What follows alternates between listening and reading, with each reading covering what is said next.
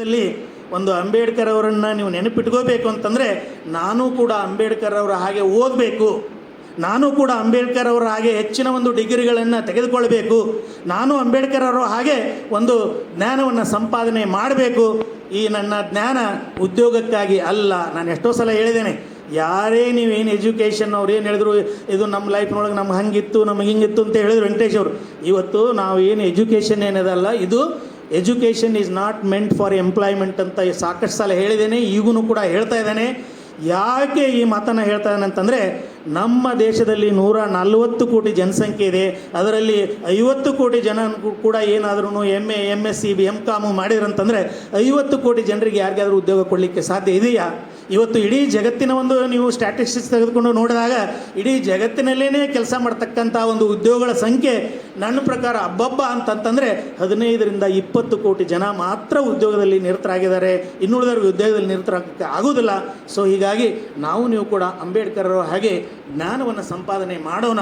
ಆ ಜ್ಞಾನವನ್ನು ಉಪಯೋಗ ಮಾಡಿಕೊಂಡು ನಮ್ಮ ಸಮಾಜವನ್ನು ಎಷ್ಟು ಸಾಧ್ಯ ಇದೆಯೋ ನಮ್ಮ ದೇಶವನ್ನು, ಇವತ್ತು ನೋಡಿ ಎಲ್ಲರೂ ಕೂಡ SDG ಬಗ್ಗೆ ಮಾತಾಡ್ತಾ ಇದ್ದೇವೆ. 6 ಗಂಟೆವರೆಗೆ ಕಾರ್ಯಕ್ರಮವನ್ನು ಮಾಡ್ತಾರೆ. ಅಂತಹ ಒಂದು ವಿಶ್ವವಿದ್ಯಾನಿಲಯದಲ್ಲಿ ಏನು ಅಂಬೇಡ್ಕರ್ ಅವರ ಒಂದು ಜಯಂತಿ ಕಾರ್ಯಕ್ರಮ ನಡೀತೆ, ಅವನು ನೀವು ಅಟ್ಲೀಸ್ಟ್ ನಿಮ್ಮ ಜೀವನದಲ್ಲಿ ಸಾಧ್ಯ ಆದರೂ ಒಂದು ದಿವಸ ಆ ಕಾರ್ಯಕ್ರಮ ಅಟೆಂಡ್ ಆಗಿ ಬರ್ರಿ.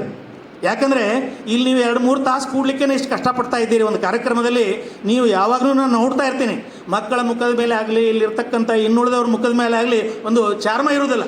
ಏನಪ್ಪ ಇವ್ರು ಯಾವಾಗ ಭಾಷಣ ಮುಗಿಸ್ತಾರೆ, ನಮ್ಮನ್ನು ಯಾವಾಗ ಹೊರಗೆ ಬಿಡ್ತಾರೆ, ನಾವು ಯಾವಾಗ ಹೊರಗೆ ಹೋಗ್ತೀವೋ, ನಾವು ಯಾವಾಗ ಊಟ ಮಾಡ್ತೀವೋ. ಊಟ ನಿದ್ದೆ ಮಜಾ ಮಾಡಲಿಕ್ಕೆ ಸಾಕಷ್ಟು ಸಮಯ ಇದೆ ನಮ್ಮ ಹತ್ರ. ಯಾಕಂದ್ರೆ ಅದರಲ್ಲಿಯೂ ಭಾರತದಲ್ಲಿ ಅಂತೂ ನಾವು 8 ತಾಸು ಕೆಲಸ ಮಾಡೋದನ್ನೇ ಇಲ್ಲ. ನಾವು ಮಾಡೋದೇ ಕೆಲಸ ಮಾಡೋದು 2 ತಾಸು ಮಾಡ್ತಾಯಿದ್ವಿ. ಆದರೆ 2 ತಾಸು ಕೆಲಸನೂ ಕೂಡ ಚೆನ್ನಾಗಿ ಮಾಡಿದ್ದೀವಿ ಅಂತಂದರೆ ಇವತ್ತು ನಮ್ಮ ವಿಶ್ವವಿದ್ಯಾನಿಲಯಗಳಿರ್ಬೋದು ಅಥವಾ ಶಾಲೆ ಕಾಲೇಜುಗಳು ಇರ್ಬೋದು, ಅವು ಸಾಕಷ್ಟು ಅಭಿವೃದ್ಧಿಯನ್ನು ಹೊಂದಲಿಕ್ಕೆ ಸಾಧ್ಯ ಆಗುತ್ತೆ. ನಮ್ಮ ವೆಂಕಟೇಶ್ ಅವರು ಒಂದು ಮಾತು ಹೇಳಿದರು, ಏನು student life is A golden life.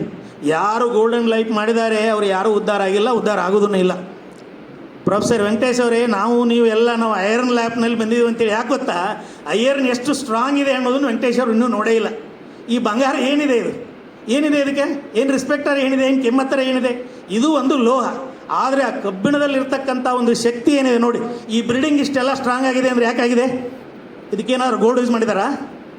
ಏನು ಯೂಸ್ ಮಾಡಿದ್ದಾರೆ? ಕಬ್ಬಿಣ ತಾನೇ.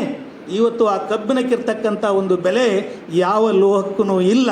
ಹೀಗಾಗಿ ನಮ್ಮ ಮಕ್ಕಳನ್ನು ನಾವು ಯಾವ ಲೋಹಕ್ಕೂ ಓದಿಸೋದು ಬೇಡ. ನಾವೂ ಕೂಡ ಅಷ್ಟೇ ತಿಳ್ಕೋಬೇಕು. ಇವತ್ತು ನಮ್ಮ ಜೀವನವನ್ನು ನಾವು ಹೇಗೆ ಕಬ್ಬಿಣ ಎಷ್ಟೊಂದು ಫೌಂಡೇಶನನ್ನು ಒಳ್ಳೆ ಫೌಂಡೇಶನ್ ಹಾಕಲಿಕ್ಕೆ ನಮಗೆ ಅನುಕೂಲ ಮಾಡಿಕೊಡ್ತದೋ, ಅಂತಹ ಒಂದು ಫೌಂಡೇಶನ್ ಹಾಕಲಿಕ್ಕೆ ಎಷ್ಟು ನಮ್ಮ ಮಕ್ಕಳಿಗೆ ಒಂದು ಒಳ್ಳೆ ಫೌಂಡೇಶನ್ ಹಾಕಲಿಕ್ಕೆ ನಮಗೆ ಸಾಧ್ಯ ಇದೆ. ಎಲ್ಲ ಒಂದು ಪ್ರಾಧ್ಯಾಪಕರನ್ನು ಕೂಡ ನಾನು ನಿಮ್ಮಲ್ಲಿ ಕೇಳ್ಕೊಳ್ಳೋದಿಷ್ಟೇ, ಪ್ರಾಮಾಣಿಕವಾದಂಥ ಒಂದು ಪ್ರಯತ್ನವನ್ನು ಮಾಡಿ.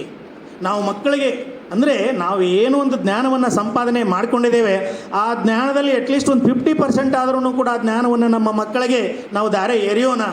ಇನ್ನೊಂದು ಮುಖ್ಯವಾದಂಥ ವಿಷಯ ಅಂತಂತಂದರೆ, ನಮ್ಮ ಪ್ರಾಧ್ಯಾಪಕರಾಗಲಿ ಸಂಶೋಧನಾ ವಿದ್ಯಾರ್ಥಿಗಳಾಗಲಿ ನೀವು ನಾಲೆಜನ್ನು ಅಪ್ಡೇಟ್ ಮಾಡ್ತಾನೆ ಇಲ್ಲ. ಇಲ್ಲಿ ಪ್ರಾಬ್ಲಮ್ ಇರೋದು ಎಲ್ಲಿ ಗೊತ್ತಾ? ನಾಲೆಜ್ ಯಾವಾಗ ಅಪ್ಡೇಟ್ ಆಗೋದಿಲ್ಲೋ ಆವಾಗ ನಿಮಗೆ ಏನು ಸಾಧನೆ